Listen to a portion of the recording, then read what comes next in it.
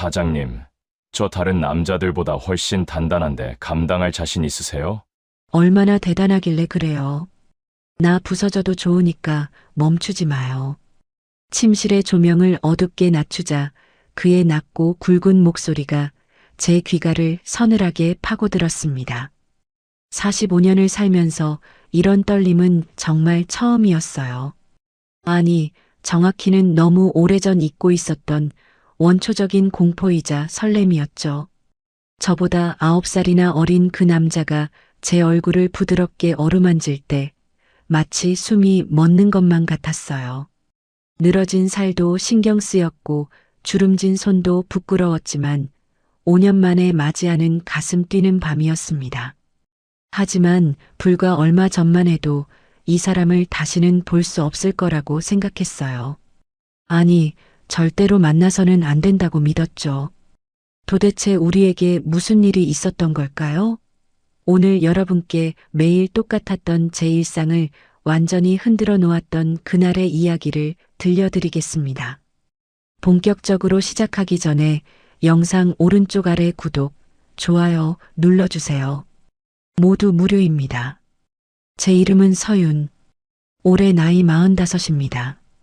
여기 해발 1000m 대관령 끝자락 구름도 쉬어간다는 외딴 곳에서 낡은 민박집을 운영한 지 벌써 5년째네요. 처음에는 남편이랑 은퇴하고 같이 내려와서 오붓하게 시작했던 일이었는데 사고로 남편을 먼저 떠나보내고 나서는 줄곧 혼자 꾸려오고 있죠. 벌써 5년. 시간 참 빠르네요. 새벽 5시면 어김없이 눈이 떠집니다. 창밖으로는 짙은 산안개가 몰려오는데 그 모습이 꼭 저를 가두는 창살처럼 느껴져요. 남편이 가고 나서 생긴 지독한 무력감 때문인지 아침마다 몸이 천근만근입니다. 특히 비가 오거나 안개가 짙은 날이면 어깨가 끊어질 듯이 아파요. 병원에 가면 마음의 병이다. 좀 쉬어야 한다고들 하지만 혼자 이 큰 민박집을 지키는데 쉴 틈이 어디 있겠어요? 손님들이 오기 전에 마당을 쓸고 산바람에 눅눅해진 이불을 볕에 말리고 낡은 방들을 걸레질하다 보면 오전이 다 지나갑니다. 장갑 낀 손으로 걸레를 짜고 있으면 손가락 마디마디가 욱신욱신 아파와요. 예전엔 남편이 힘쓰는 일은 다 해줬는데 이제는 이 큰 집의 모든 구석이 제 손을 거쳐야만 돌아갑니다.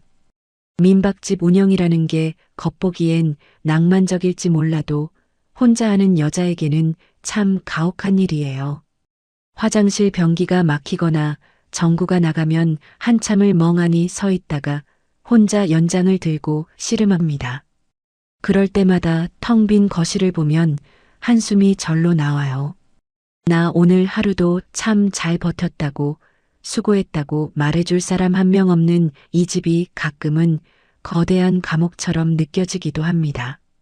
점심은 대충 물에 밥 말아 짠지 하나 얹어 먹습니다. 혼자 먹는 밥이 맛있어 봐야 얼마나 맛있겠어요? 그냥 배를 채우는 거죠. TV를 크게 틀어놓고 사람 소리를 배경 삼아 끼니를 때우다 보면 문득 거울 속 제 모습이 보입니다.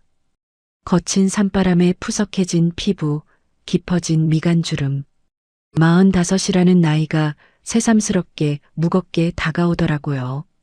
저녁이 되어 안개가 자욱하게 깔리고 불이 꺼지면 고원의 어둠은 더 짙어집니다.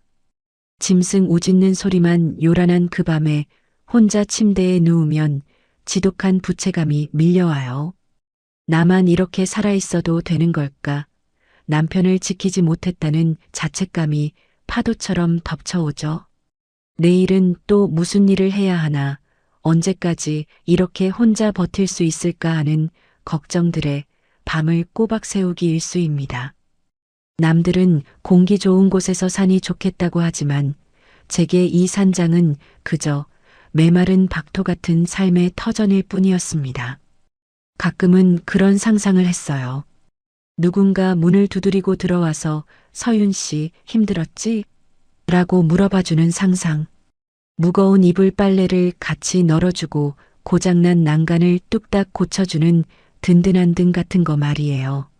하지만 45사별한 여자에게 그런 기적이 일어날 거라곤 꿈에도 생각지 못했습니다. 그저 이렇게 메마른 나무처럼 서서히 말라 죽어가는 게 제 운명이라고 믿었죠. 제 마음의 허기는 무엇으로도 채워지지 않을 것 같았고 이 적막한 산중 민박집은 제 인생의 마지막 정거장인 줄로만 알았습니다. 그런데 그 늦가을 어느 날 기록적인 폭설이 내릴 거라는 예보와 함께 제 인생을 송두리째 바꿔놓을 한 남자가 폭풍처럼 다가오고 있었습니다. 하늘엔 낯빛 구름이 잔뜩 끼어 있었고 바람은 살을 애듯 차가웠죠. 민박집 뒤편에 부식된 난간이 위태롭게 덜덜거리는 소리를 들으며 저는 위험한 줄도 모르고 연장을 챙겨 마당으로 나갔습니다. 그게 제 인생에서 가장 위험하고도 운명적인 선택이 될 줄은 그때는 정말 몰랐습니다. 난간 너머 낭떠러지 아래로 안개가 소용돌이 치고 있었고 제 발밑은 금방이라도 무너질 듯 위태로웠거든요. 하늘이 금방이라도 무너질 듯 시커멓게 내려앉은 늦가을 오후였습니다. 기상청에서는 대관령 일대에 기록적인 폭설이 내릴 거라며 연신 재난 문자를 보내고 있었죠. 해발 1000m 고지의 바람은 평소보다 몇 배는 더 사납게 휘몰아치며 낡은 민박집 지붕을 집어삼킬 듯 달려들고 있었습니다. 민박집 뒤편 벼랑 끝에 간신히 매달려 있는 나무 난간을 보는데 마음이 조마조마하더라고요. 이번 눈폭풍은 예사롭지 않다는데 저 부식된 난간이 버텨줄까 싶었죠. 아니나 다를까 바람이 한번 크게 휘몰아칠 때마다 못이 빠진 난간대가 덜덜거리며 비명을 질러댔습니다. 저게 통째로 날아가기라도 하면 마당까지 무너질 판이라 마음이 급해졌어요. 동네 사람들은 벌써 산 아래로 대피했는지 산책로엔 등산객 한 명 보이지 않았습니다. 저는 창고에서 녹슨 망치와 모통을 끄집어냈습니다. 혼자 하기엔 너무 위험하고 무리라는 걸 알았지만 당장 누구에게 전화를 하겠어요. 서윤 씨, 위험하니까 나가지 마요라고 말해줄 사람 하나 없는 인생인걸요. 45년을 살면서 터득한 건 결국 내 집은 내가 지켜야 한다는 서글픈 진리뿐이었습니다. 부식된 나무판을 딛고 서서 한 걸음 한 걸음 낭떠러지 쪽으로 다가가는데 발끝이 벌벌 떨렸습니다. 고원의 칼바람이 얼마나 거센지 몸이 휘청휘청하더라고요. 겨우 난간 끝에 손을 대고 들뜬 판을 누르려는데 그 순간 세상이 멈춘 것 같은 돌풍이 확 불어왔습니다. 아차 하는 순간 썩은 나무가 툭 하고 부러지며 제 몸이 허공으로 힘없이 미끄러졌어요. 아, 짧은 비명이 터져 나왔습니다. 발밑에 아찔한 천길 낭떠러지가 느껴졌고 저는 본능적으로 눈을 질끈 감았습니다. 이렇게 가는구나. 5년 전 먼저 간 남편 뒤를 이렇게 따라가는구나. 그 찰나에 별의별 생각이 다 스쳐 지나가더군요. 그런데 그때였습니다. 벼랑 아래로 처박힐 줄 알았던 제 몸이 공중에서 무언가에 꽉 붙잡혔습니다. 단단하고 뜨거운 무언가가 제 허리를 확 낚아채더니 그대로 품 안으로 끌어당겼어요.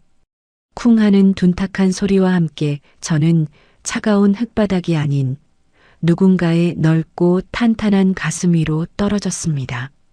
짙은 산안개 냄새가 아닌 옅은 숲의 향기와 땀 냄새가 섞인 낯설고도 강렬한 남자의 향기가 코끝을 찔렀습니다. 괜찮으세요? 정신 좀 차려보세요. 낮고 묵직한 목소리가 제 귀가를 울렸습니다.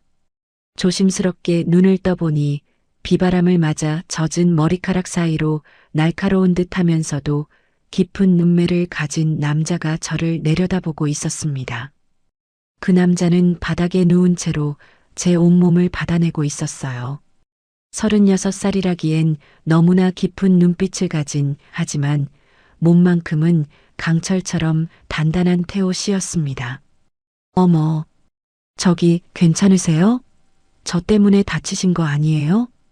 저는 당황해서 벌떡 일어나려 했지만 태호 씨의 팔이 여전히 제 허리를 단단하게 감싸고 있었습니다.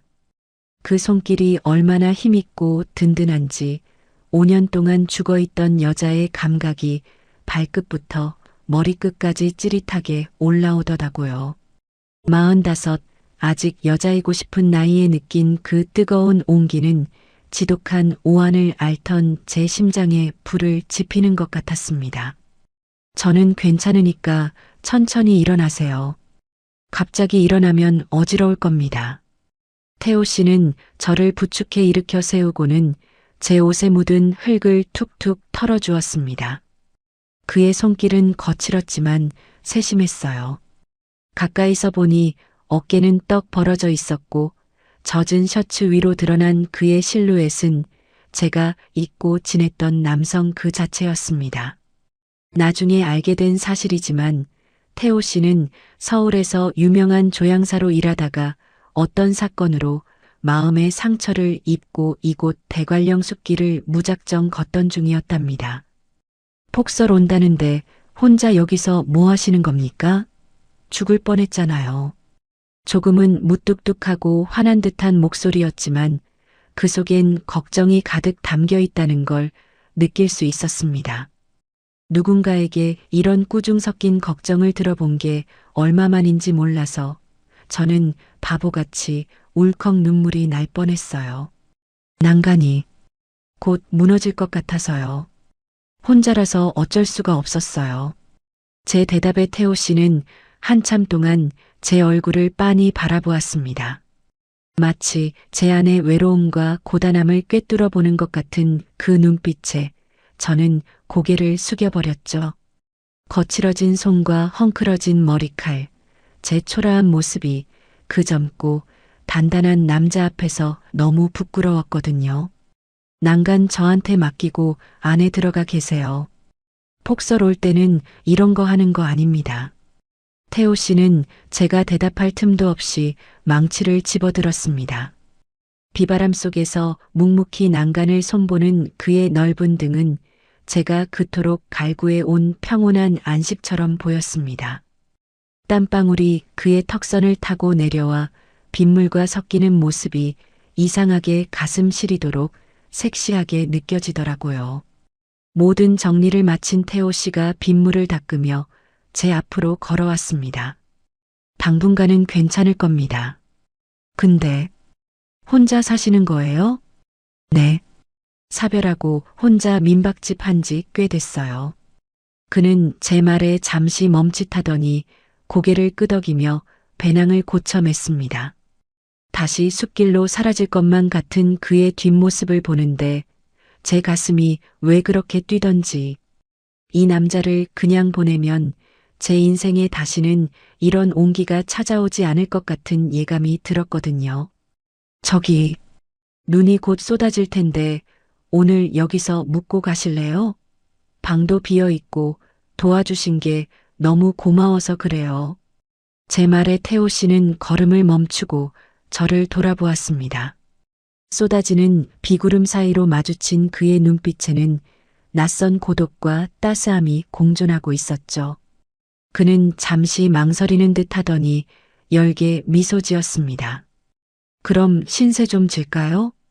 그렇게 태호 씨는 제 적막했던 민박집의 문턱을 넘어 들어왔습니다. 5년 동안 남자 향기라곤 없던 이 집안에 그의 묵직한 발소리가 울려 퍼지는 순간 저는 제 인생이 예전과는 전혀 다른 방향으로 흘러갈 것임을 직감했습니다. 하지만 그때는 몰랐습니다. 이 무뚝뚝한 남자가 제 부엌을 차지하고 제 식탁을 채우고 끝내 제 텅 빈 마음속에 어떤 향기를 채워 넣을지 말이죠. 젖은 옷을 갈아입고 나온 태호 씨는 제가 내준 방으로 들어가기는커녕 가방에서 작은 병들을 꺼내 주방 한편에 늘어놓기 시작했습니다. 태호 씨가 우리 집 문턱을 넘어온 그날 밤 밖에서는 예고된 폭설이 대관령을 집어삼킬 듯 쏟아지기 시작했습니다. 하지만 이상하게도 제 마음은 5년 만에 처음으로 고요했습니다. 젖은 옷을 갈아입고 나온 태호 씨는 거실 한쪽에 놓인 낡은 배낭에서 손때 묻은 작은 유리병 몇 개를 꺼내더군요. 그러더니 제가 내준 방으로 들어가 쉬기는커녕 제 주방과 거실을 성큼성큼 걸어 다니기 시작했습니다. 태호 씨, 피곤하실 텐데 좀 쉬지 그러세요? 오늘 저 때문에 정말 고생 많으셨는데. 제가 미안한 마음에 뒤를 따라가며 말하자 태호 씨는 대답 대신 주머니에서 작은 스프레이 공병 하나를 꺼냈습니다. 그리고는 집안 구석구석 습기 찬 벽지와 오래된 가구 틈새에 무언가를 뿌리기 시작했어요. 칙칙 공기 중에 미세한 입자가 퍼질 때마다 제 코끝을 찌르던 그 퀴퀴한 곰팡이 냄새가 거짓말처럼 사라졌습니다. 5년 동안 혼자 민박집을 지키며 베어버린 삶에 찌든 남편이 떠난 자리에 고여있던 그 눅눅한 슬픔의 냄새를 그가 지워주고 있었던 거예요. 그가 뿌린 건 직접 추출했다는 새벽숲의 향기였습니다. 눈을 감으면 마치 비 온 뒤에 숲길을 걷는 듯한 싱그럽고도 단단한 나무의 향기가 집안을 가득 채웠죠. 45년을 살면서 남자들이란 되게 생색내기 좋아하고 말로만 다 해줄 것처럼 굴기 마련인데 이 남자는 달랐습니다. 집에 냄새가 좀 나네요 라는 말 한마디 없이 그냥 묵묵히 제 일상의 공간을 어루만지고 있었죠. 이 향기, 마음을 편안하게 해줄 겁니다. 습한 기운도 잡아줄 거고요. 한참 뒤 태호 씨가 건네준 공기는 마치 새 생명을 얻은 것처럼 반짝였습니다. 그뿐만이 아니었어요. 그날 밤 지독한 불면증으로 거실을 서성이던 제 코끝에 은은한 허브향이 스쳤습니다. 주방으로 가보니 식탁 위에는 김이 모락모락 나는 투명한 찻잔 하나가 놓여 있었죠. 어머, 태호 씨, 이걸 직접 우려내신 거예요? 태호 씨는 주방 한편에서 말린 잎들을 정리하다가 저를 보고는 살짝 고개만 끄덕였습니다. 숨소리가 거칠더라고요. 긴장해서 그래요. 이 차 마시고 푹 자요. 내일은 눈이 더 많이 올 테니까요. 그저 그 한마디였습니다. 조향사였다는 그의 섬세한 손길이 닿아서인지 평범한 허브차인데도 그 맛이 얼마나 깊고 따뜻하던지. 한 숟가락 입에 넣는 순간 목구멍을 타고 내려가는 온기가 그동안 꽁꽁 얼어붙어 있던 제 오장육부를 구석구석 녹여주는 기분이었습니다. 5년 동안 혼자 차가운 잠자리를 마주하며 잠이 오면 자는 거고 아니면 많은 거지했던 제 삶이 그 정성스러운 찻잔 하나에 위로받고 있다는 생각에 자꾸만 코끝이 찡해졌습니다. 태호 씨는 참 묘한 사람이었습니다. 묻지도 않았는데 제 마음속 구석구석 아픈 곳을 찾아냈어요. 제가 무거운 이불 보따리를 옮기려 하면 그는 어느새 나타나 말없이 제 손에서 그것들을 뺏어 들었습니다. 제가 할게요라는 흔한 말도 아끼는 남자였죠. 그냥 묵묵히 아주 당연하다는 듯이 그 넓은 어깨로 제 짐을 대신 져주는 뒷모습을 볼 때마다 제 심장은 자꾸만 제멋대로 뛰기 시작했습니다. 한 번은 제가 거실에서 손목을 주무르고 있는데 태호 씨가 그걸 본 모양이더라고요. 그는 말없이 다가와 주머니에서 작은 향유 한 방울을 제 손목에 떨어뜨려 주었습니다. 이건 라벤더와 시더우드를 섞은 거예요. 통증을 가라앉혀 줄 겁니다. 거칠고 투박한 제 손목 위로 내려앉은 그의 가느다란 손가락 끝. 그 감촉이 상상 이상으로 뜨거워 웃음이 나면서도 가슴 한 구석이 아릿했습니다. 45, 아직은 보살핌 받고 싶은 여자라는 사실을 태호 씨는 이 무심한 행동들로 일깨워주고 있었던 거예요. 태호 씨가 뿌려준 향기를 맡고 태호 씨가 고쳐놓은 의자에 앉아 태호 씨가 우려준 차를 마십니다. 제 일상의 모든 순간에 이 듬직한 남자의 존재감이 스며들기 시작했죠. 그는 말을 앞세우지 않았지만 그의 행동은 그 어떤 화려한 미사여구보다 뜨겁게 제 심장을 두드렸습니다. 매일 저녁 식탁 위에 놓인 그 따뜻한 찻잔은 저에게 오늘 하루도 잘 버텼어요. 이제 쉬어요라고 속삭이는 태호 씨만의 비밀스러운 위로였겠죠.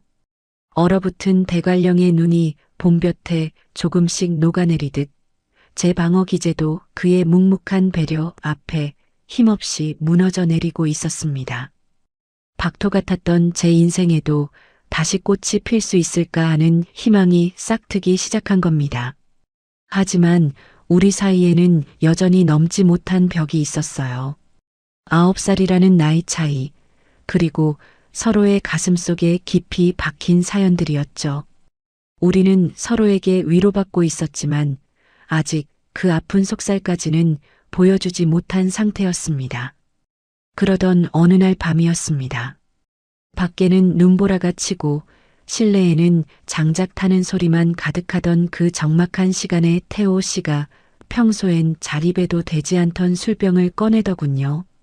그날 밤은 유난히도 산안개가 깊었습니다. 창밖은 한치 앞도 보이지 않는 잿빛 안개로 가득 차 마치 우리 민박집이 거대한 바다 위에 홀로 떠있는 등부표 같았죠.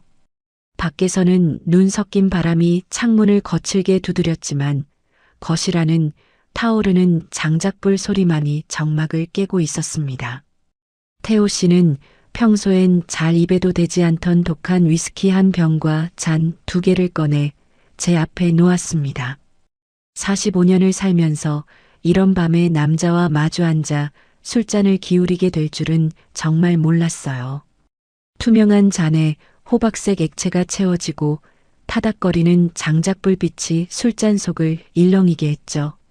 첫 잔을 비운 태호 씨가 타오르는 목줄기를 쓸어내리며 먼저 입을 열었습니다. 그동안 묵묵히 향기만 뿌리던 그의 입에서 나온 이야기는 생각보다 훨씬 더 아프고 시린 것들이었습니다. 사실 저 도망쳐 온 겁니다. 서울에서 가장 화려한 향기를 만들던 조향사였지만 제 영혼은 그곳에서 이미 썩어 문드러지고 있었거든요. 태호 씨는 씁쓸하게 웃으며 말을 이어갔습니다. 업계의 더러운 탐욕, 그리고 자신의 순수한 열정을 이용해 먹으려던 사람들의 배신. 그 과정에서 가장 소중했던 사람, 자신을 믿어주던 연인까지 사고로 지키지 못했다는 자책감을 털어놓았습니다. 향기를 만드는 손으로 정작 사랑하는 사람의 마지막 가는 길은 잡아주지도 못했어요. 그 죄책감에 향수를 맡는 것조차 고통이 되어 모든 걸 버리고 길 위로 나선 겁니다. 전직 조향사가 숲길을 떠도는 이유. 그건 살아남기 위한 처절한 몸부림이었던 거예요. 서윤 씨는요? 5년 동안 이 깊은 산중의 침묵을 혼자 어떻게 견디신 거예요? 그의 질문에 저는 잔을 만지작거리다 긴 한숨을 내뱉었습니다. 45년을 살면서 가슴속에 켜이 쌓인 먼지 같은 이야기들. 남편과의 사별 후 세상에 홀로 던져졌을 때의 그 막막함. 정작 내 이름 석자는 지워버리고 누구의 아내로만 살았던 세월들. 그리고 누군가에게 기대고 싶을 때마다 나이 먹고 주책이다라고 스스로를 검열하며 억눌렀던 욕망들을 하나둘 꺼내 놓았습니다. 꿈. 제 꿈은 이제 그냥 내일 아침에 무사히 눈을 뜨는 거예요. 5년 전 그날 남편을 대신해 내가 갔어야 했다는 부채감이 저를 이 산장에 가뒀거든요. 더 이상 다칠 마음도 기대할 미래도 없다고 믿으며 하루하루를 버틴 거죠. 술기운 때문이었을까요? 아니면 태호 씨의 그 따뜻하고도 슬픈 눈빛 때문이었을까요? 저는 제가 가진 가장 깊은 곳의 상처, 남편을 지키지 못했다는 그 죄스러운 비밀까지 다 보여주게 되었습니다. 나이 차이요? 그 순간만큼은 9살이라는 세월의 간극이 전혀 느껴지지 않았습니다. 우리는 그저 같은 상처를 가진 폭풍우 속에서 서로의 체온을 찾는 가련한 두 영혼일 뿐이었죠. 장작이 다 타들어가 재가 되어가고 있었지만 우리는 아무도 자리에서 일어나지 않았습니다. 태호 씨가 조심스럽게 제 손 위로 자신의 손을 겹쳤습니다. 그의 커다란 손바닥에서 전해지는 온기가 제 심장을 세게 쥐어짜는 것 같았습니다. 서윤 씨, 당신의 상처가 제 상처랑 너무 닮아서 그냥 지나칠 수가 없네요. 우리 이제 그만 스스로를 용서하면 안 될까요? 그의 고백은 화려하지 않았지만 제 인생의 그 어떤 찬사보다 더 뜨겁게 가슴을 파고들었습니다. 빗소리는 여전히 요란했지만 제 마음속의 태풍은 거짓말처럼 잦아들고 있었죠. 45세 사별한 여자와 36세길 잃은 조향사. 세상은 우리를 비웃을지도 모릅니다. 하지만 이 밤 위스키의 독한 기운 속에서 우리는 서로의 안식처가 되기로 무언의 약속을 나누고 있었습니다. 술병이 바닥을 보일 때쯤 태호 씨는 제 거친 손등을 물끄러미 바라보았습니다. 평생 일을 하느라 굳은 살이 박이고 갈라진 제 손마디를 보며 그는 가슴 아픈 표정을 지었죠. 정말 고생 많았네요, 서윤 씨. 이제 이 손 제가 안 아프게 해줄게요. 그리고 당신에게만 어울리는 세상에서 가장 평온한 향기를 선물하고 싶어요. 그는 그 약속을 증명이라도 하려는 듯 다음 날 제가 깜짝 놀랄 만한 특별한 선물을 준비하기 시작했습니다. 그저 말뿐인 위로가 아니라 제 지친 불면의 밤을 향기로 어루만져 주려는 그 남자의 섬세함이 다시 시작되고 있었던 거죠. 아침 햇살이 안개를 걷어내며 창가로 스며들 때 태호 씨는 밤새 고심하며 만든 작은 유리병 하나를 제 머리만 식탁에 살포시 내려놓았습니다. 어젯밤의 그 뜨겁고도 시렸던 고백들이 꿈이었을까요? 아침 햇살이 안개를 뚫고 창가로 스며들 때 제 머리맡 협탁 위에는 작은 유리병 하나가 놓여 있었습니다. 밤새 잠을 설친 제 눈가에 가장 먼저 닿은 건 태호 씨가 조심스레 남기고 간 조그만 쪽지와 그 안에 담긴 투명한 액체였죠. 서윤 씨의 깊은 잠을 위해 밤새 고민하며 섞어봤습니다. 대관령의 이른 새벽, 당신이 처음 이 산에 왔을 때 맡았을 그 깨끗한 숨소리를 담았어요. 병마개를 조심스레 열자마자 거짓말처럼 방 안 가득 푸른 이끼와 젖은 흙, 그리고 코 끝을 알싸하게 스치는 고산지대의 침엽수 향기가 퍼져나갔습니다. 5년 동안 지독한 불면증에 시달리며 수면제 없이는 단 1시간도 깊게 잠들지 못했던 저였는데 그 향기를 한번 깊게 들이마시는 것만으로도 머릿속에 복잡한 소음들이 씻겨 내려가는 기분이었어요.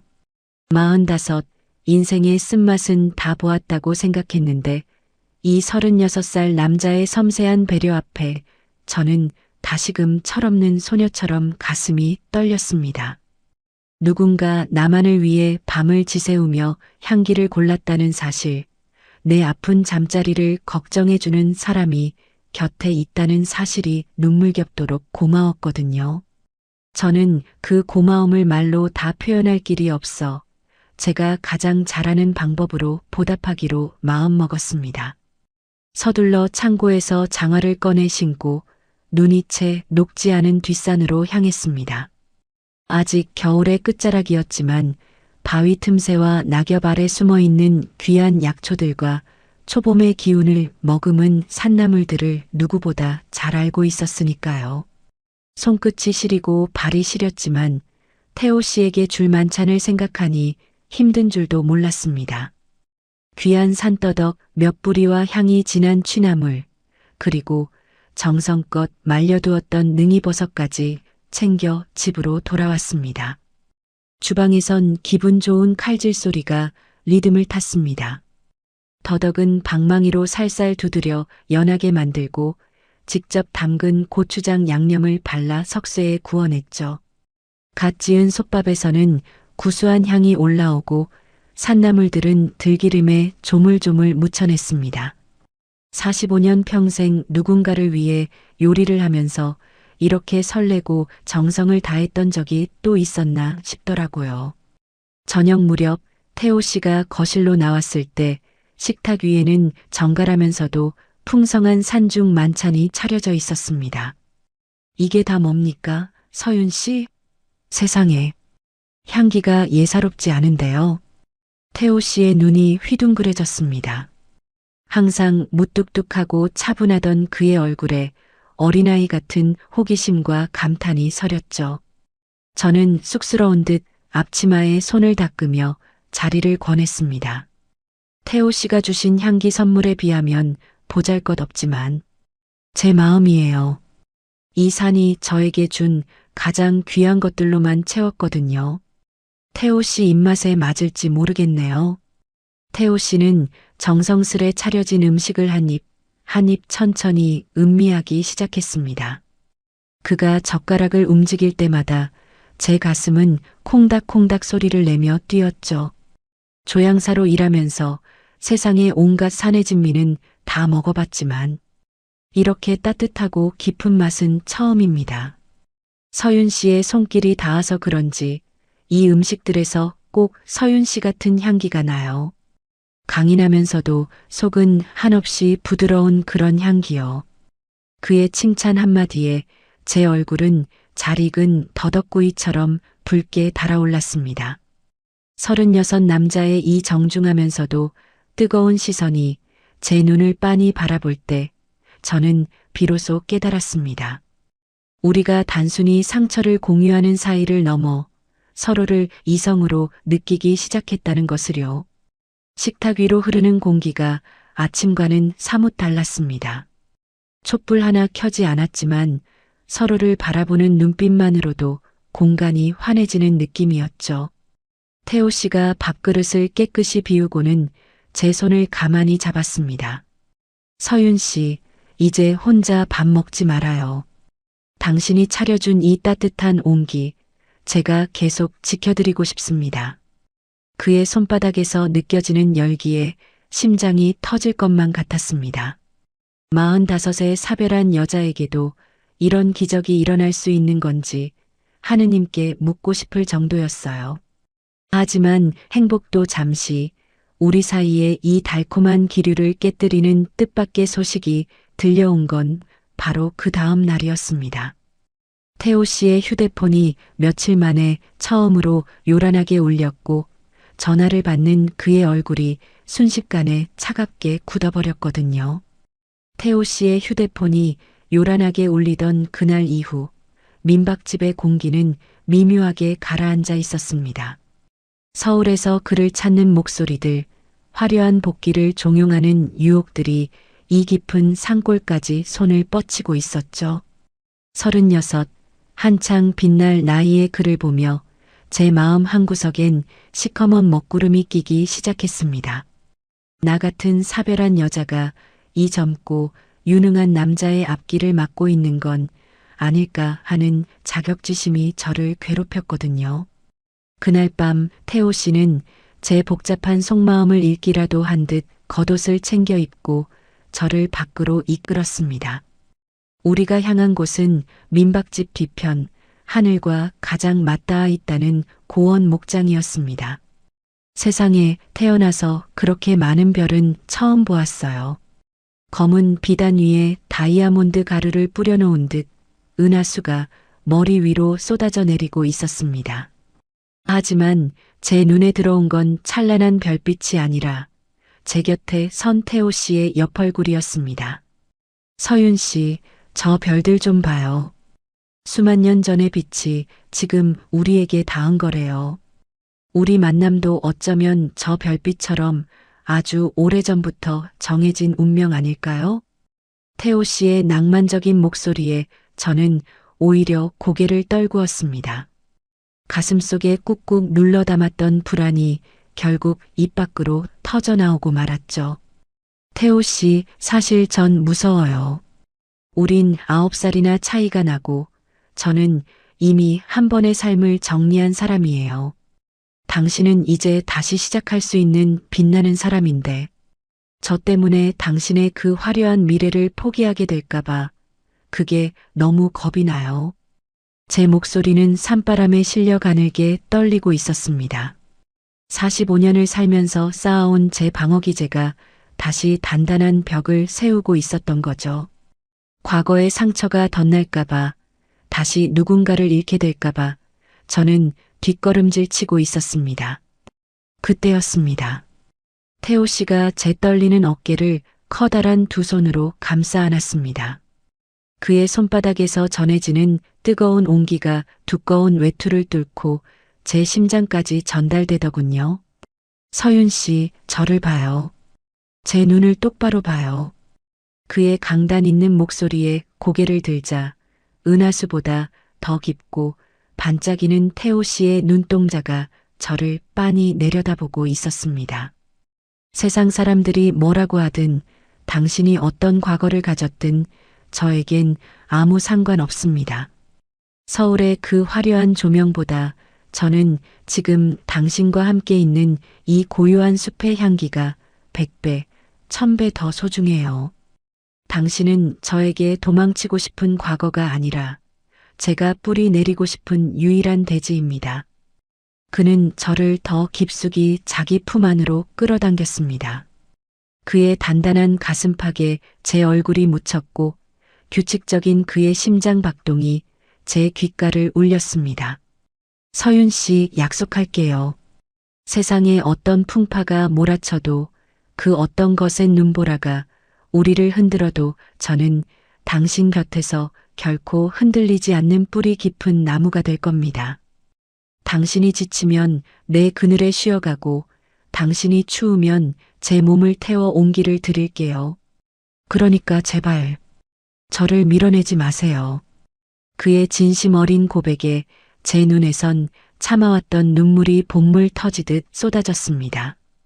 5년 동안 꽁꽁 얼어붙어 있던 제 마음의 빙하가 그의 뜨거운 맹세 앞에 완전히 녹아내리는 순간이었죠. 나이 차이도 주변의 시선도 과거의 슬픔도 이 은하수 아래서는 아무런 장애물이 되지 않았습니다. 우리는 한참 동안 그 별빛 아래서 서로의 체온을 나누며 서 있었습니다. 태호 씨는 제 눈물을 닦아주며 나지막이 노래를 흥얼거렸고 그 소리는 밤바람을 타고 목장 가득 퍼져나갔습니다. 저는 이제야 비로소 제가 돌아갈 집을 찾았다는 안도감을 느꼈습니다. 하지만 우리의 이 굳건한 맹세가 시험대에 오르는 데는 그리 오랜 시간이 걸리지 않았습니다. 다음 날 아침 민박집 앞마당에 검은색 고급 승용차 한 대가 들이닥쳤거든요. 차에서 내린 사람은 태호 씨의 과거를 고스란히 쥐고 있는 서울의 그 대형 기업 이사였습니다. 서울에서 온 검은 승용차가 민박집 마당의 정적을 깨뜨리고 간 뒤로 제 마음은 한동안 갈피를 잡지 못하고 흔들렸습니다. 태호 씨의 화려한 과거와 그를 끌어당기는 도시의 거대한 힘이 마치 저와 그 사람 사이를 가로막는 넘을 수 없는 벽처럼 느껴졌거든요. 하지만 태호 씨는 제 불안을 읽기라도 한 듯 어느 날 아침 일찍 도시락 가방을 챙겨 제 손을 이끌었습니다. 서윤 씨, 오늘은 아무 생각 말고 저랑 같이 가요. 마을 사람들도 서울 사람들도 모르는 우리만의 장소가 있거든요. 그가 저를 데려간 곳은 민박집 뒷산 너머 깊은 안개에 쌓인 비밀스러운 계곡이었습니다. 아는 사람만 안다는 그 길을 따라 한참을 내려가니 세상의 소음은 온데간데 없고 맑은 물소리와 새들의 지저음만이 가득한 낙원이 펼쳐지더군요. 바위 틈새마다 수줍게 고개를 내민 이름 모를 야생아들이 우리를 반겨주었습니다. 태호 씨는 배낭에서 작은 돋보기를 꺼내 들꽃 하나하나의 향기를 맡고 이름을 읊어주었습니다. 이건 노루기예요. 서윤 씨처럼 작고 소중한 꽃이죠. 그리고 저건 원래지. 꽃말이 바람난 여인이라는데 오늘 우리 꼭 바람난 연인처럼 도망쳐 온 것 같지 않아요? 그의 농담 섞인 진심에 저도 모르게 푸앗 하고 웃음이 터져 나왔습니다. 세상에 제가 이렇게 소리내어 크게 웃어본 게 얼마만인지 모르겠어요. 5년 동안 제 입술은 슬픔을 삼키느라 늘 굳어 있었고 거울 속에 저는 무표정한 그림자 같았거든요. 그런데 태호 씨와 함께 이 비밀스러운 계곡을 거닐며 야생화를 채집하다 보니 제 안에 꽁꽁 얼어붙어 있던 웃음의 씨앗이 다시 싹을 틔우는 게 느껴졌습니다. 우리는 물가 너럭바위에 앉아 제가 싸온 소박한 도시락을 나눠 먹었습니다. 각 구운 감자와 옥수수, 그리고 태호 씨가 보답이라며 타온 향긋한 차 한 잔. 화려한 레스토랑의 코스 요리보다 이 숲속에서의 한 끼가 제 영혼을 훨씬 더 풍성하게 채워주더라고요. 태호 씨, 저 사실 제 이름 석자를 잊고 살았어요. 누군가의 아내, 민박집 주인, 그냥 그렇게 불리는 게 당연하다고 생각했거든요. 그런데 태호 씨가 제 이름을 불러줄 때마다 제가 다시 살아있는 사람처럼 느껴져요. 제 고백의 태호 씨는 채집한 야생화 한 송이를 제 귀밑머리에 꽂아주었습니다. 서윤 씨, 당신은 그냥 이 산을 지키는 사람이 아니에요. 당신은 그 자체로 빛나는 사람이고 제 인생의 가장 아름다운 향기입니다. 이제 그만 과거의 감옥에서 나와요. 당신의 인생은 지금부터 다시 시작이니까요. 그의 손가락이 제 뺨을 스치고 지나갈 때 저는 깨달았습니다. 제 삶이 다시 빛나기 시작했다는 것을요. 45년이라는 세월이 헛된 게 아니라 이 남자를 만나기 위한 기나긴 기다림의 시간이었다는 사실을 말이죠. 안개 낀 계곡은 더 이상 두려운 장소가 아니었습니다. 그곳은 오직 우리 둘만이 존재하는 세상에서 가장 안전하고 평화로운 낙원이었어요. 우리는 해가 뉘엿뉘엿 저물 때까지 계곡 구석구석을 누비며 야생화를 채집하고 서로의 어릴 적 꿈 이야기를 나누었습니다. 태호 씨는 제 손을 잡고 물길을 건너게 해주었고 저는 그에게 산속에서 길을 잃지 않는 법을 가르쳐 주었죠. 그 순간만큼은 서울의 이사가 내밀었던 계약서도 나이 차이에 대한 세간의 시선도 모두 안개 너머로 사라져버렸습니다. 오직 지금 이 순간 제 손을 잡고 있는 이 남자의 온기와 숲의 향기만이 실제하는 전부였습니다. 집으로 돌아오는 길, 제 가슴 속에는 그동안 느껴보지 못한 생동감이 요동치고 있었습니다. 죽어있던 세포들이 하나둘 깨어나는 느낌, 다시 무언가를 사랑하고 사랑받고 싶다는 강렬한 욕망. 저는 이제 더 이상 도망치지 않기로 마음먹었습니다. 하지만 인생은 늘 달콤한 순간 뒤에 쓴맛을 숨겨두기 마련이죠. 계곡에서의 행복했던 시간을 뒤로하고 민박집 마당에 들어선 순간 우리는 믿기 힘든 광경을 목격하고 말았습니다. 평소 조용하던 우리 집 마당이 왁자지껄한 소란과 함께 아수라장이 되어 있었거든요. 비밀스러운 계곡에서 꿈 같은 시간을 보내고 돌아온 그날 저녁, 민박집 마당에 발을 들이는 순간 저는 제 눈을 의심했습니다. 평소 새소리와 바람소리만 가득하던 우리 집 마당에 검은 선글라스를 쓰고 덩치가 산만한 외지인 서너 명이 버티고 서 있었거든요. 그들은 마치 자기 집 안방이라도 되는 양 가구들을 함부로 들쑤시고 제가 애지중지 갖고 온 화분들을 발로 차며 난장판을 만들어 놓고 있었습니다. 태호 어디 있어? 그 자리가 여기 숨어 있다는 거 다 알고 왔으니까 좋은 말로 할 때 내놔. 그들의 목소리는 칼날처럼 차갑고 무례했습니다. 45년을 살면서 이런 험악한 상황은 처음이라 제 다리는 사시나무 떨듯 떨려왔죠. 그들은 태호 씨가 서울에서 가져온 가방을 샅샅이 뒤지며 그가 밤새 조향했던 향수병들을 바닥에 내동댕이 쳤습니다.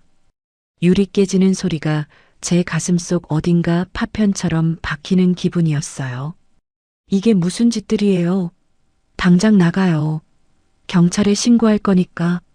제가 안간힘을 다해 소리쳤지만 그들은 비웃기라도 하듯 제 앞을 가로막았습니다.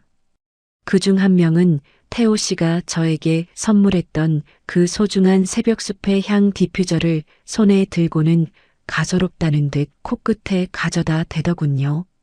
조향사라는 놈이 이런 총구석에서 계집질이나 하고 있었다니.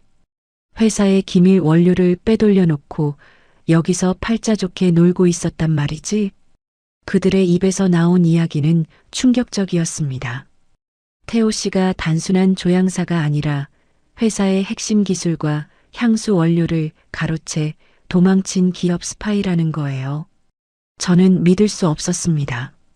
그 따뜻했던 눈빛, 제 상처를 어루만지던 그 섬세한 손길이 모두 거짓이었다니요. 하지만 더 저를 절망하게 만든 건 그 다음이었습니다. 소란을 듣고 달려온 태호 씨가 그들과 몇 마디 짧은 대화를 나누더니 제 눈을 단 한 번도 마주치지 않은 채 그들의 차에 올라타 버린 겁니다. 미안하다는 말 한마디, 기다려달라는 눈짓조차 없었습니다. 태호 씨가 떠나고 난 뒤 마을에는 흉흉한 소문이 독버섯처럼 번지기 시작했습니다. 그 젊은 남자 알고 보니 도둑놈이라며 민박집 서윤인에 들어앉아서 한탕 해먹으려다 들통났다더라고. 아이고, 45살 먹고 사별한 여자가 젊은 남자한테 홀려서 지방까지 다 내줬으니 쯧쯧. 망신도 이런 망신이 없지. 동네 사람들의 수군거림은 송곳이 되어 제 심장을 찔러왔습니다. 어제까지만 해도 저를 서윤 씨라 부르며 다정하게 대하던 이웃들이 이제는 저를 부도덕하고 어리석은 여자로 몰아세우고 있었죠. 5년 동안 겨우 버텨온 제 평판과 삶의 터전이 한순간에 무너져 내렸습니다.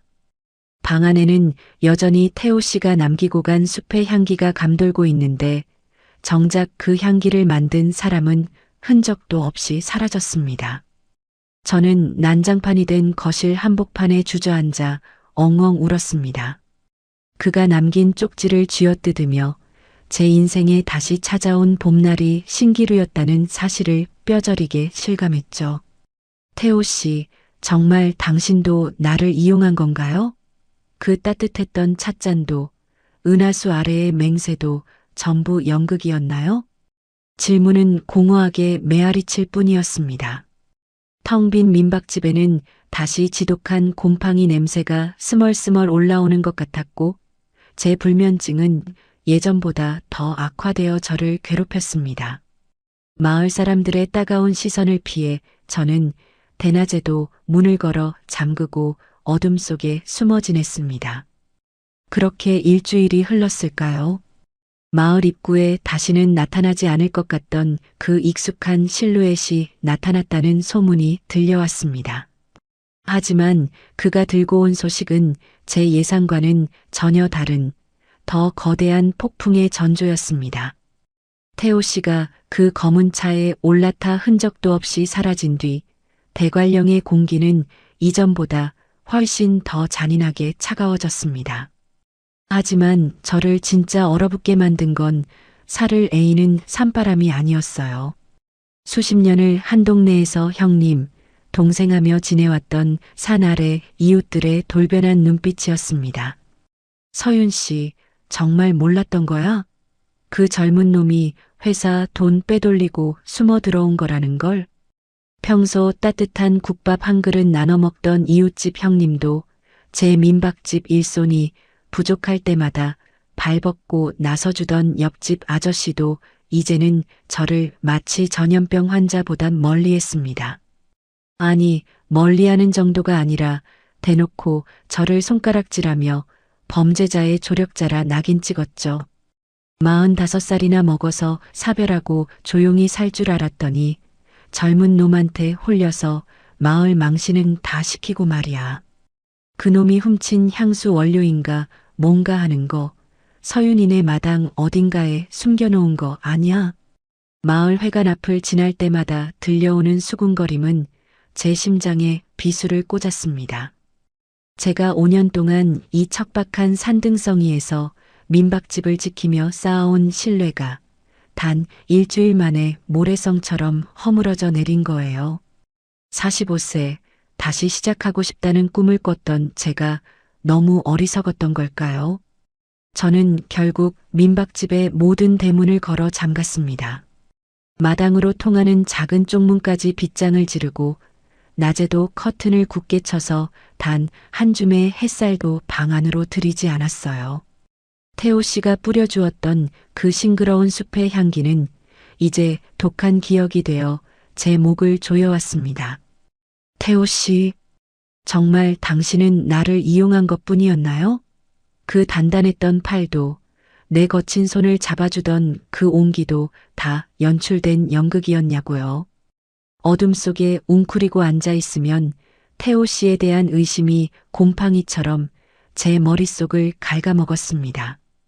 그가 밤새 조향해준 디퓨저를 벽에 내던져 깨뜨려버리고 싶다가도 차마 그러지 못해 품에 안고 엉엉 울기를 반복했죠. 불신과 그리움이 뒤섞인 지독한 열병이 저를 덮쳤습니다. 식욕도 사라지고 잠은커녕 뜬 눈으로 밤을 지새우는 날들이 이어졌습니다. 거울 속에 저는 일주일 만에 10년은 늙어버린 듯 초췌해졌고 생기 있던 피부는 가뭄든 논바닥처럼 말라갔습니다. 45세의 봄은 이렇게 잔인한 몰락으로 끝나는구나 싶어 자꾸만 남편이 있는 하늘만 바라보게 되더군요. 마을 사람들은 이제 제 집 앞을 지나가는 것조차 꺼려했습니다. 간혹 들리는 발소리에 태호 씨일까 싶어 창틈으로 내다보면 침을 뱉고 지나가는 동네 청년의 뒷모습뿐이었죠. 고립된 채 서서히 말라가는 제 영혼은 이제 죽음보다 더 깊은 정적 속으로 침잠하고 있었습니다. 세상이 나를 버렸다는 확신, 그리고 내가 가장 믿었던 사람에게 배신당했다는 참담함이 저를 어둠의 나락으로 밀어 넣었습니다. 저는 더 이상 누구와도 말하지 않았고 식탁 위에는 그가 우려주던 따뜻한 차 대신 차가운 정막만이 가득했습니다. 그러던 어느 날 새벽이었습니다. 며칠째 물 한 모금 제대로 넘기지 못해 몽롱한 정신으로 누워 있는데 굳게 잠긴 대문을 조심스럽게 두드리는 소리가 들렸습니다. 마을 사람들의 거친 항의와는 사뭇 다른 아주 조심스럽고도 간절한 노크 소리였죠. 저는 힘겹게 몸을 일으켜 창가로 다가갔습니다. 안개 자욱한 새벽녘 대문 앞에는 낯선 차 한 대가 서 있었고 그 곁에는 태호 씨의 소식을 알고 있다는 의외의 인물이 서 있었습니다. 마을 사람들의 비난 섞인 시선과 지독한 고독 속에 말라가던 저를 깨운 건 새벽 안개를 뚫고 찾아온 태호 씨의 옛 동료였습니다. 그가 내민 서류 뭉치와 녹취록 속에는 제가 상상조차 못했던 참혹하고도 숭고한 진실이 담겨 있었죠. 45년 평생 대관령 자락만 지키며 살아온 제가 생전 처음으로 보따리 하나 달랑 메고 서울행 버스에 몸을 실었습니다. 내 남자의 명예를 되찾아야 한다는, 아니, 그 사람을 살려야 한다는 일념 하나뿐이었어요. 화려한 네온사인과 숨가쁜 빌딩 숲, 서울은 제가 감당하기엔 너무나 차갑고 거대한 괴물 같았습니다. 하지만 태호 씨가 갇혀 있다는 그 거대 향료 기업의 로비에 들어서는 순간 제 안의 두려움은 분노로 바뀌었습니다. 그곳에서 마주한 진실은 태호 씨가 도둑놈이 아니라 수만 명의 목숨을 앗아갈 수도 있었던 기업의 독성 원료 은폐 사건을 막으려던 유일한 양심이었다는 사실이었죠. 서윤 씨, 태호가 왜 아무 말 없이 그 차에 탔는지 아세요? 그자들이 서윤 씨가 혼자 사는 민박집 주소를 들이밀며 협박했기 때문이에요. 태호는 자기가 미끼가 되어 유인당하는 척하며 당신을 그들의 위협에서 떼어놓으려 했던 겁니다. 태호 씨의 동료가 전해준 그 한마디에 제 심장은 갈갈이 찢겨나갔습니다. 저는 그것도 모르고 그 사람을 의심하고 그 사람이 뿌려준 향기를 원망하며 어둠 속에 숨어만 있었으니 제 자신이 얼마나 한심하고 미웠는지 모릅니다. 36세의 젊은 남자가 45세의 사별한 여자를 지키기 위해 자신의 모든 커리어와 목숨까지 내걸고 사지로 걸어 들어갔던 거예요. 조직의 감시를 피해 태호 씨가 은신해 있다는 허름한 외곽의 창고 지하를 찾아냈습니다. 화려한 조향사였던 그가 향기 하나 나지 않는 곰팡이 냄새 가득한 지하실에서 만신창이가 된 채 앉아 있더군요. 그토록 단단했던 어깨는 여위어 있었고 저를 보던 그 맑은 눈동자는 깊은 피로에 젖어 있었습니다. 태호 씨, 어떻게 이럴 수가 있어요? 왜 나한테 말 한마디 안 하고 혼자 이 짐을 다 짊어진 거예요? 제 목소리에 고개를 든 태호 씨의 눈에 경악과 안도감이 동시에 스쳐 지나갔습니다. 그는 비틀거리며 일어나 제 손을 꽉 잡았습니다. 서윤 씨, 여긴 왜 왔어요? 위험하다고 했잖아요. 당신만은, 당신의 그 평화로운 산장만큼은 더럽히고 싶지 않았는데. 그의 목소리는 갈라져 있었지만 저를 향한 걱정만큼은 예전의 그 뜨거운 온기 그대로였습니다. 태호 씨는 내부 고발을 위한 결정적인 증거 파일이 담긴 USB를 제 손에 꼭 쥐어주었습니다. 기업의 비리를 세상에 알릴 마지막 열쇠였죠. 이게 있으면 그들도 함부로 못할 겁니다.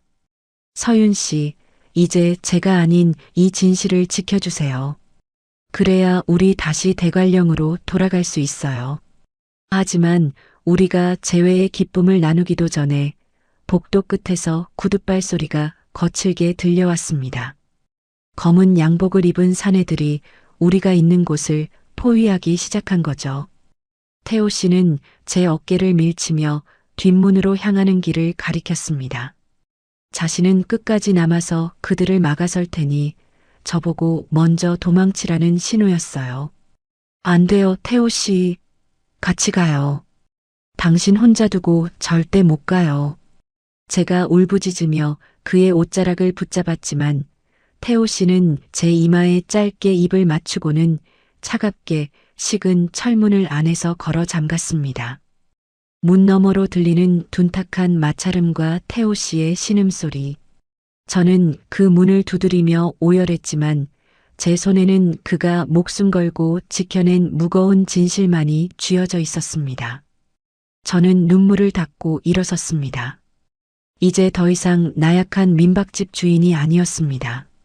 내 남자를 사지에서 끌어내기 위해, 그리고 우리가 꿈꿨던 그 새벽 숲의 평화를 되찾기 위해 저는 이 거대한 도시의 심장부를 향해 돌진하기로 마음먹었습니다. 가방 속에 숨긴 USB의 차가운 감촉이 제 손바닥을 타고 전해져 왔습니다. 이 안에는 태호 씨의 희생과 우리의 미래가 담겨 있었습니다. 방송국 로비로 뛰어들어가는 제 등 뒤로 비구름이 잔뜩 낀 서울의 하늘에서 첫눈이 내리기 시작했습니다. 대관령의 그 폭설을 닮은 차갑고도 선명한 눈송이들이었습니다. 서울의 방송국 로비에 그 무거운 진실을 던져놓고 뛰쳐나왔을 때 하늘에선 마치 제 심장을 대신에 울어주기라도 하듯 장대비가 쏟아붓기 시작했습니다. 첫눈이 올 것 같던 날씨는 어느새 진눈깨비 섞인 차가운 폭우로 변해 있었죠. 45년을 살면서 이렇게 비참하고도 간절한 마음으로 거리를 달려본 적이 있었을까요? 젖은 구두가 벗겨지고 무릎이 깨지는 줄도 모른 채 저는 태호 씨가 마지막으로 남긴 그 낡은 공중전화 부스를 향해 미친 듯이 달렸습니다. 제발, 제발 무사해야 해요. 태호 씨, 나 당신 없이 그 산장으로 돌아갈 수 없단 말이에요. 숨이 턱 끝까지 차오르고 찬 빗물이 눈앞을 가려 한 채 앞도 보이지 않았습니다. 도시의 화려한 불빛들이 빗줄기에 흩어져 번졌고 그 차가운 풍경 속에서 저는 오직 그 사람의 숨결만을 쫓았습니다. 마침내 저 멀리 희미한 가로등 불빛 아래 위태롭게 서 있는 낡은 공중전화 부스가 보였습니다. 유리창은 깨져 있고 페인트는 다 벗겨진 그 초라한 공간 앞에 한 남자가 쓰러질 듯 기대어 서 있었습니다. 온몸이 비에 젖어 축 늘어진 채 한쪽 팔로 옆구리를 감싸 쥐고 가쁜 숨을 몰아쉬는 그 사람. 바로 제 인생의 유일한 향기, 태호 씨였습니다. 태호 씨. 제 비명 섞인 부름에 그가 힘겹게 고개를 들었습니다.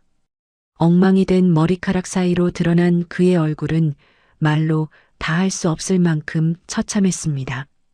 입가는 터져 피가 배어 나오고 눈가는 시퍼렇게 멍이 들어 있었죠. 저를 지키기 위해 그 더러운 진실을 감추려는 자들과 맨몸으로 맞섰던 흔적들이 그의 온몸에 고스란히 새겨져 있었습니다. 저는 그에게 달려가 무너지듯 안겼습니다. 차가운 빗물보다 더 뜨거운 눈물이 제 뺨을 타고 흘러내려 그의 젖은 셔츠를 적셨습니다. 태호 씨는 떨리는 손을 들어 제 얼굴에 묻은 빗물을 닦아주려 했지만 그의 손가락 끝마디조차 성한 곳이 없었습니다. 서윤 씨, 왜 다시 왔어요? 바보같이. 얼른 멀리 도망가라고 했잖아요. 갈라진 목소리로 저를 나무라는 그의 말에 저는 세차게 고개를 저었습니다. 그의 가슴팍에 얼굴을 묻고 살아있어줘서 고맙다는 말조차 나오지 않아 그저 엉엉 소리 내어 울었습니다.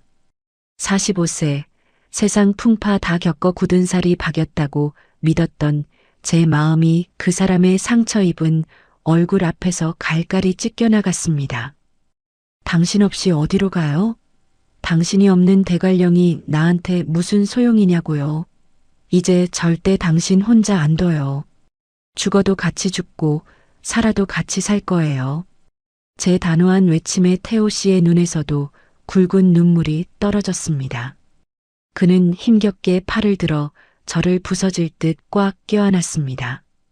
폭우가 쏟아지는 서울 한복판, 누구 하나 돌아보지 않는 그 낡은 전화부스 안에서 우리는 서로의 체온에 의지의 떨림을 멈추려 애썼습니다. 그의 얼굴에 난 상처를 제 손으로 어루만질 때마다 가슴이 저릿했습니다. 36세의 이 남자가 짊어진 그 거대한 정의와 사랑이 얼마나 무거웠을지 그 베일 뒤의 희생을 이제야 온전히 이해하게 되었으니까요. 우리는 빗소리를 배경 삼아 서로의 영혼에 새겨진 깊은 흉터들을 위로했습니다. 이제 다 끝났어요, 태호 씨.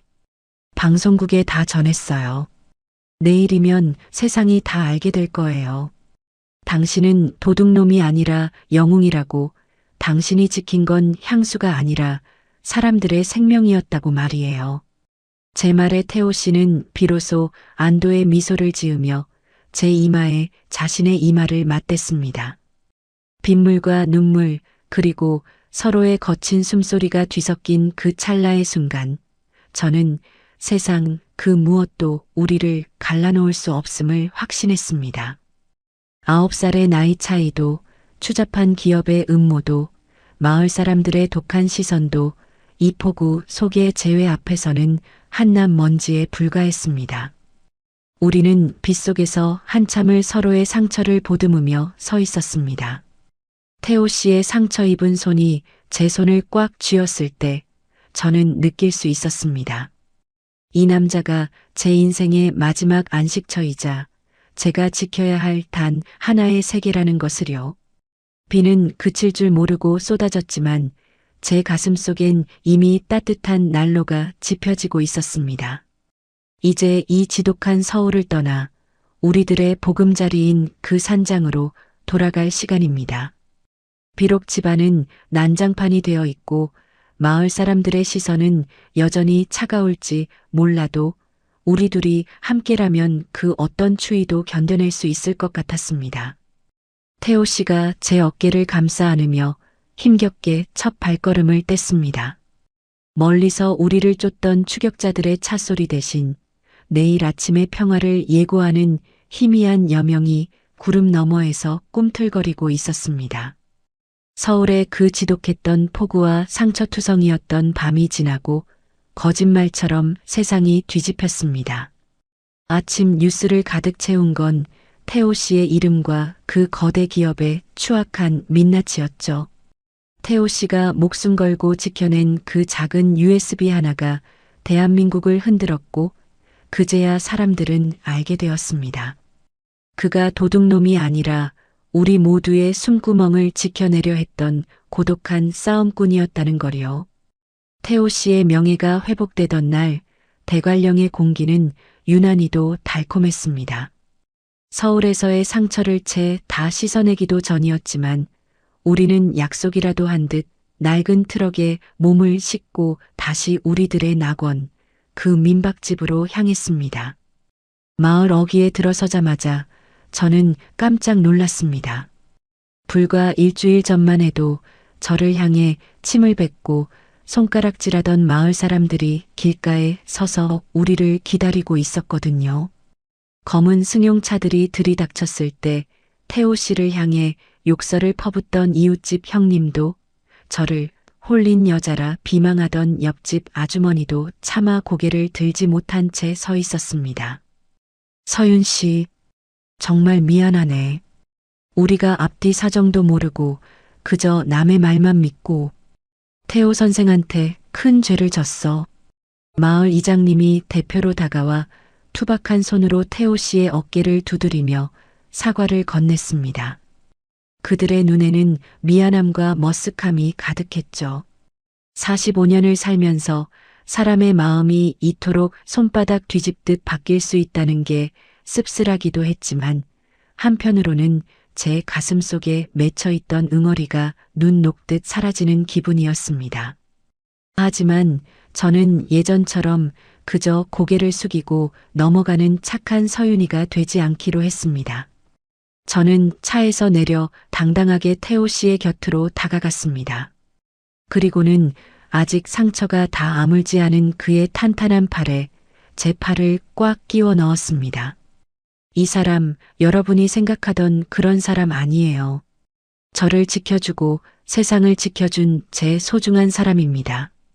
이제 더 이상 이 사람에 대해 함부로 말하는 거 참지 않을 거예요.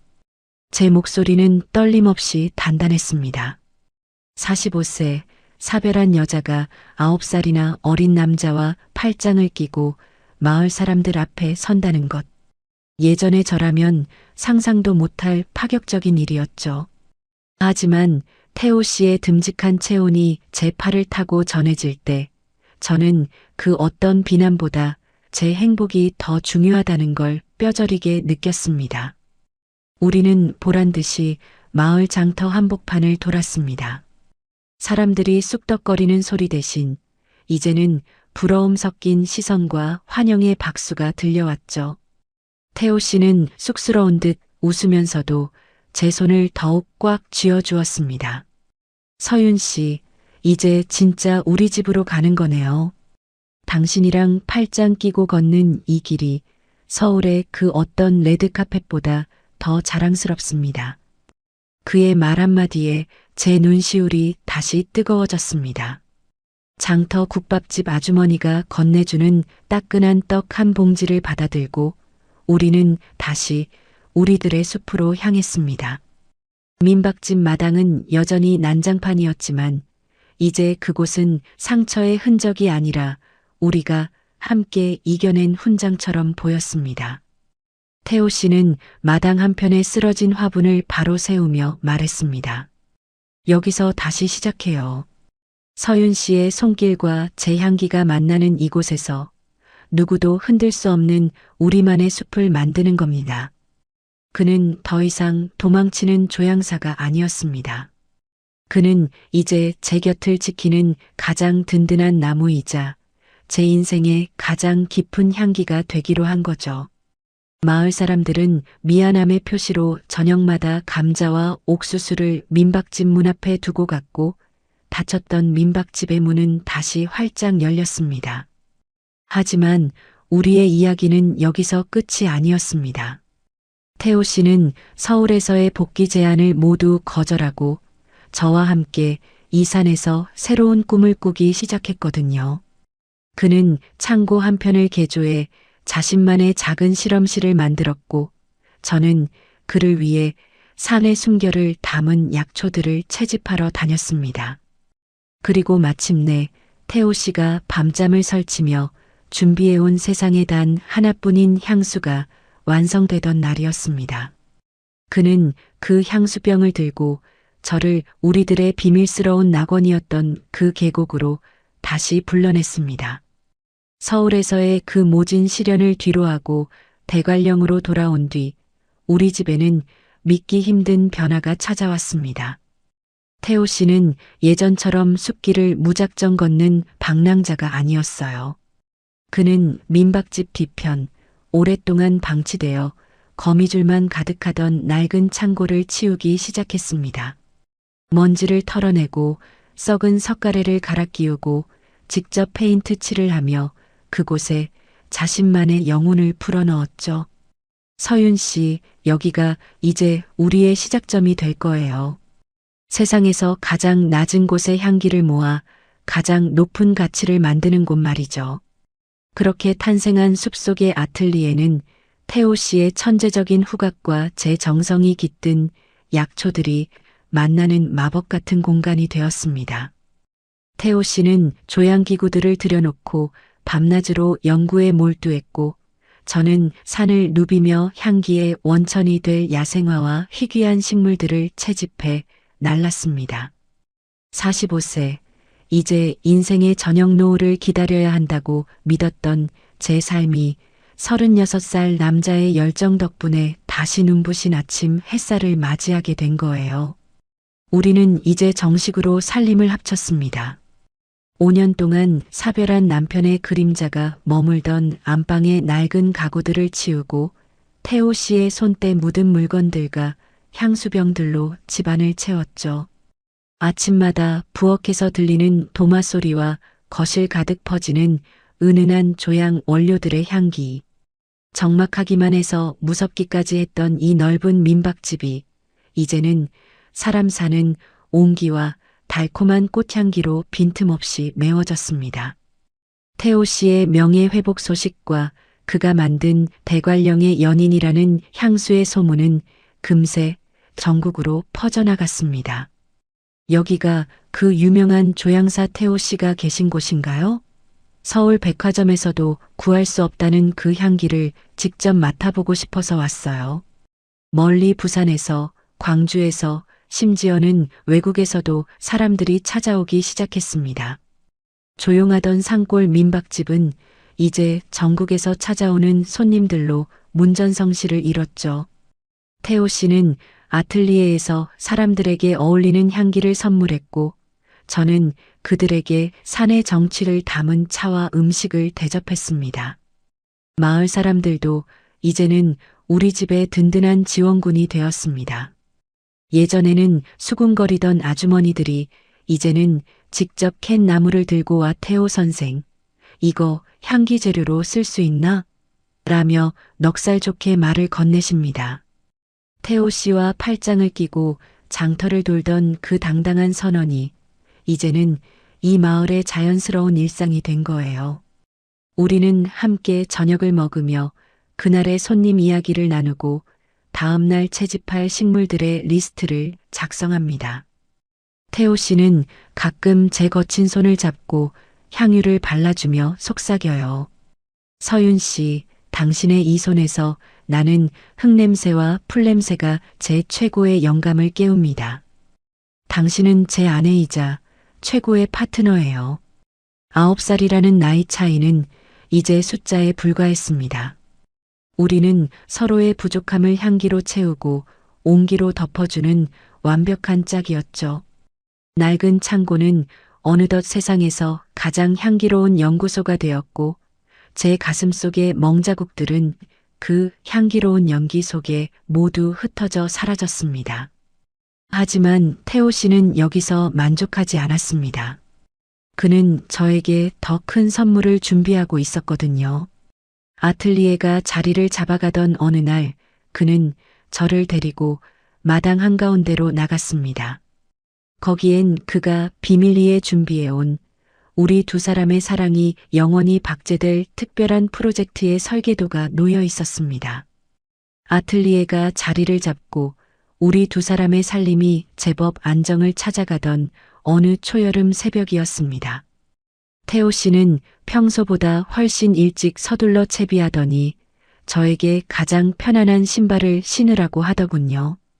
그가 저를 데려간 곳은 대관령에서도 가장 높고 험해 사람의 발길이 잘 닿지 않는 하늘과 맞닿은 산 정상이었습니다. 이슬 맺힌 풀잎을 헤치며 정상에 다다랐을 때 눈앞에는 구름 바다가 펼쳐져 있었고 그 사이로 갓 피어난 야생화들이 보석처럼 빛나고 있었습니다. 태호 씨는 배낭에서 아주 작은 보석함처럼 정교하게 세공된 유리병 하나를 꺼냈습니다. 서윤 씨, 지난 몇 달 동안 제가 새벽마다 이 높은 곳까지 올라온 이유, 이제 보여드리고 싶어요. 이 안에는 대관령의 사계절과 당신이 저를 구해줬던 그날의 빗소리, 그리고 우리가 함께 가꾼 아틀리에의 온기가 모두 담겨 있습니다. 그는 조심스럽게 제 손을 가져가더니 거칠어진 제 손등 위로 투명한 액체 한 방울을 살포시 떨어뜨렸습니다. 순간 코끝을 스치는 향기는 제가 평생 이 산에서 맡아본 그 어떤 냄새보다도 깊고 고결했습니다. 짙은 흙내음 뒤로 번지는 달콤한 야생화의 숨결, 그리고 마음을 차분하게 가라앉혀주는 묵직한 나무의 잔향까지. 그것은 향수라기보다 차라리 서윤이라는 여자의 인생 그 자체를 향기로 빚어놓은 것만 같았습니다. 이 향기의 이름은 서윤입니다. 세상에 단 하나뿐인 오직 당신만을 위한 정수죠. 태호 씨는 제 손등에 코를 대고 깊게 숨을 들이마시더니 그대로 제 앞에 한쪽 무릎을 꿇었습니다. 36세의 젊고 빛나는 남자가 45세에 고단했던 삶을 살아온 제 앞에서 가장 낮은 자세로 저를 올려다보고 있었습니다. 서윤 씨, 저는 이제 서울의 화려한 조명도 명성도 필요 없습니다. 제 남은 인생의 모든 향기는 당신 곁에서 완성하고 싶어요. 사별의 아픔도 나이 차이의 장벽도 세상의 시선도 이 향기처럼 우리 둘의 사랑 안에 녹여내면 안 될까요?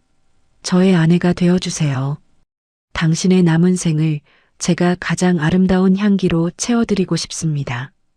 그의 진심 어린 청혼에 제 눈시울은 뜨겁게 달아올랐습니다. 5년 전 남편을 보내고 이제 내 인생에 여자는 없다라고 단정 지으며 스스로를 가두었던 그 견고한 성벽이 그의 따뜻한 숨결 앞에 완전히 무너져 내렸습니다. 45 다시 사랑받아도 되는 걸까 주저했던 제 마음속 의구심이 그의 확신에 찬 눈빛을 마주하는 순간 안개처럼 흩어졌죠. 저는 환한 미소를 지으며 떨리는 손으로 그의 얼굴을 감싸 안았습니다. 고마워요, 태호 씨. 제 보잘것없는 인생을 이렇게 향기롭게 만들어줘서 당신의 아내가 되어 우리 같이 이 숲을 지켜나가요.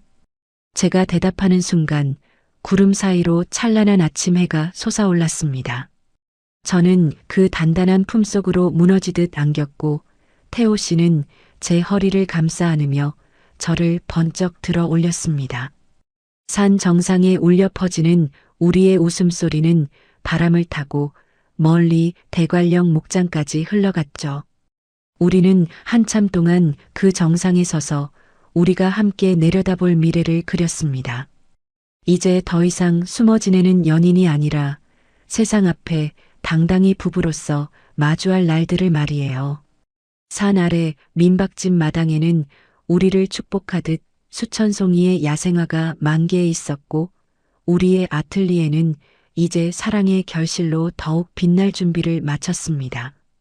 하지만 우리의 완벽한 행복을 위해서는 마지막으로 해야 할 숙제가 하나 남아 있었습니다. 바로 우리를 그토록 괴롭혔던 그 기업과의 질긴 악연을 완전히 끊어내고 우리만의 진정한 자립을 세상에 선언하는 일이었죠. 태호 씨는 제 손을 잡고 산을 내려오며 이번에는 도망치는 것이 아닌 당당히 맞서 싸워 이룩한 우리들만의 찬란한 마지막 무대를 제안했습니다. 인생의 계절로 치자면 저는 이미 쓸쓸한 가을의 길목에 서 있었습니다.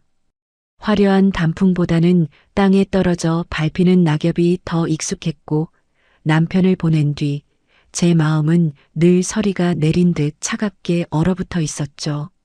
그런데 그 황혼의 문턱에서 태호 씨라는 기적이 제 삶으로 걸어 들어왔습니다. 45세 사별한 여자와 36세 상처 입은 조향사.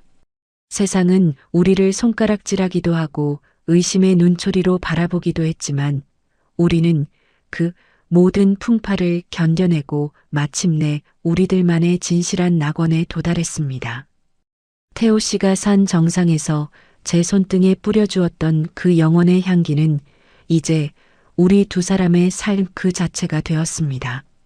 그가 목숨 걸고 지켜낸 정의와 제가 그를 믿고 세상 밖으로 내디뎠던 그 용기가 합쳐져 대관령 민박집은 이제 전 세계가 주목하는 향기의 성지가 되었죠.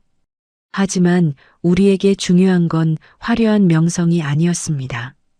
그저 오늘 저녁 마주 앉아 따뜻한 차 한 잔을 나누며 서로의 눈동자 속에 비친 평온을 확인하는 것, 그것이 우리가 갈구해 온 진짜 구원이었습니다. 드디어 우리가 부부로서 첫날 밤을 맞이하던 그 밤, 대관령의 하늘은 평생 잊지 못할 장관을 선사했습니다. 기록적인 폭설이 예보되었던 그 늦가을의 밤하늘에 마치 오로라처럼 신비로운 달무리와 은하수가 일렁이고 있었거든요. 태호 씨는 창밖의 풍경을 바라보며 제 거친 손을 자신의 뺨에 가져다 댔습니다.